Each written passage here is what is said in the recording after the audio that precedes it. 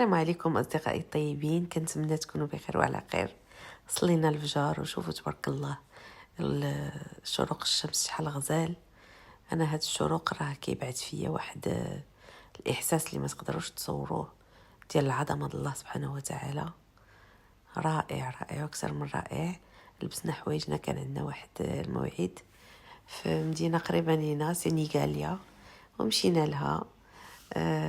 مهم الجو كان غزال صراحة الله.